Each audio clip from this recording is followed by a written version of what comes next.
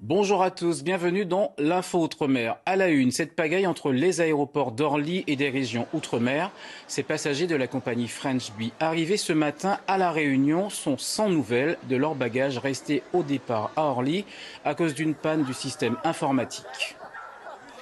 Même scénario en Martinique, c'est à leur arrivée à l'aéroport que les passagers du vol Air Caraïbes ont appris que leurs bagages n'étaient pas en soute. Pas franchement l'idéal pour commencer leur séjour. Antoine de Fives.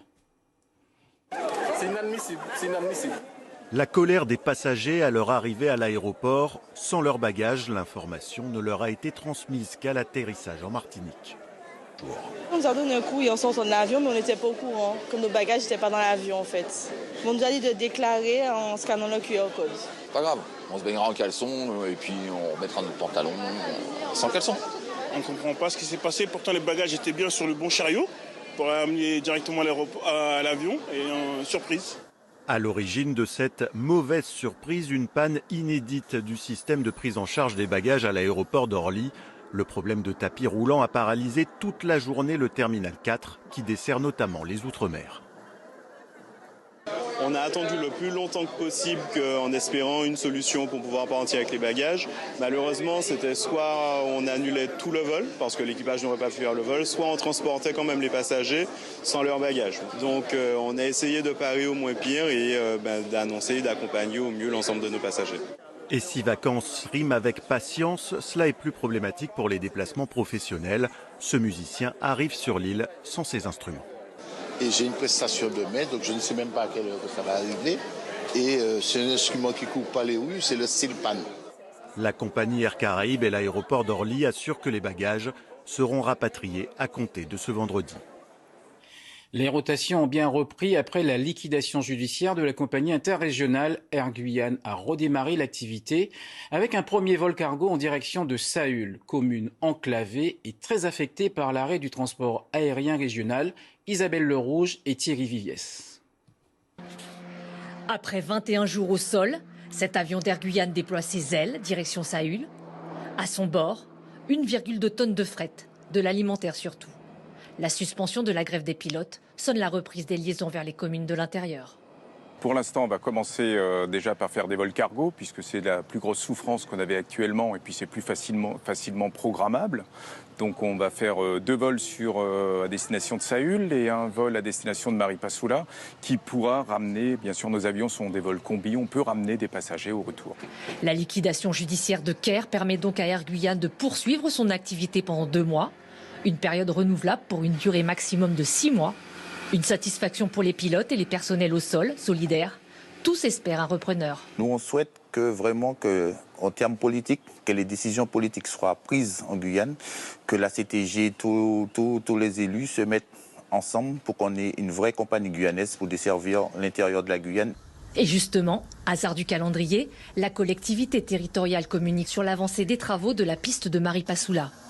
Mise en service prévue fin octobre, une manière pour les politiques de reprendre les commandes.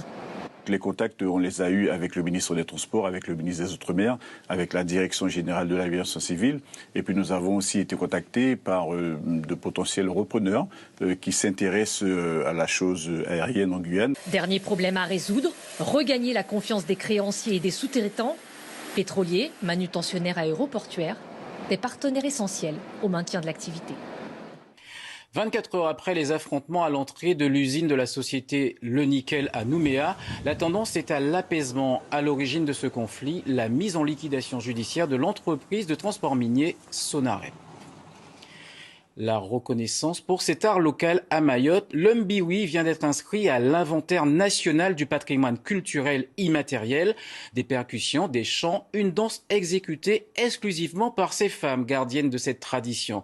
Chafanti Ali Bako et Jaïdi Maoulida.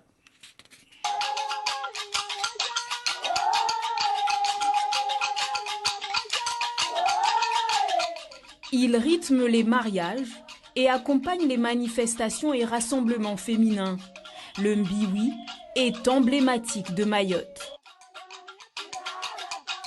Se retrouver par plaisir, pour se déhancher, s'abandonner et surtout se défier. Plus qu'une danse, Un savoir-faire qui se transmet de génération en génération depuis des décennies. Alors le Mbiwi de Mayotte, inscrit à l'inventaire national du patrimoine culturel immatériel, ce n'est finalement que justice.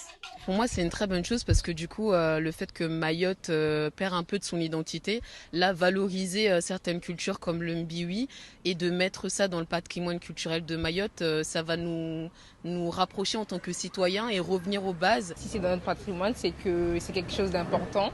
Et en plus, moi, j'en fais, donc je trouve que c'est quelque chose de bien.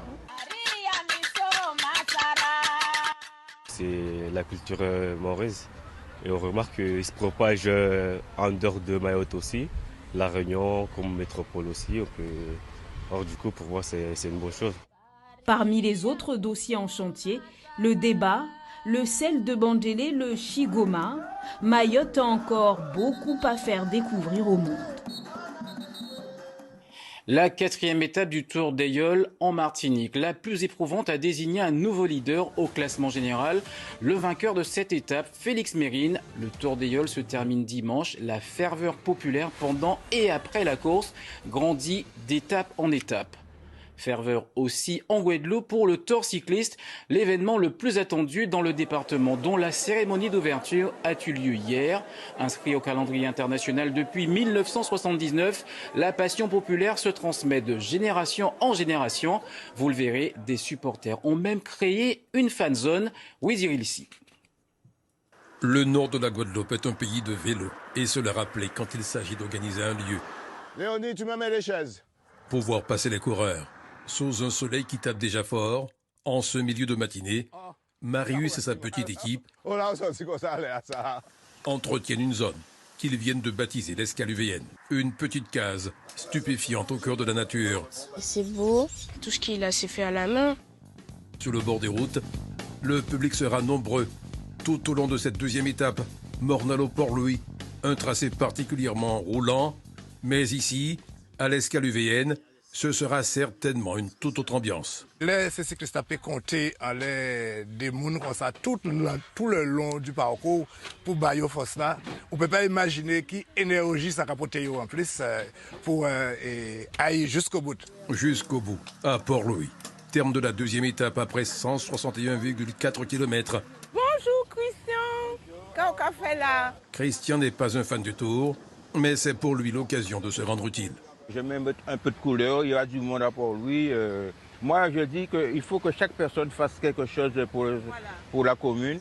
Pour la deuxième fois, le bénévole a décidé d'investir dans la décoration pour embellir une partie de la ville-étape. Un geste salué par cette supportrice de toujours, avant l'arrivée des coureurs. Ils seront contents de voir que la commune les accueille avec beaucoup de couleurs, avec beaucoup de joie, et puis la population est derrière eux aussi. Une population qui certainement trépigne déjà d'impatience, car le cyclisme est dans les mœurs locaux depuis sa création en Guadeloupe. Allez, fin de ce journal. Merci de votre fidélité. L'actualité continue sur le portail des Outre-mer. On se quitte sur ces images du Grand Colombier à Saint-Pierre-et-Miquelon qui abrite la plus grande colonie de France de cet oiseau à bec coloré, le macareux moine. Excellente journée à tous.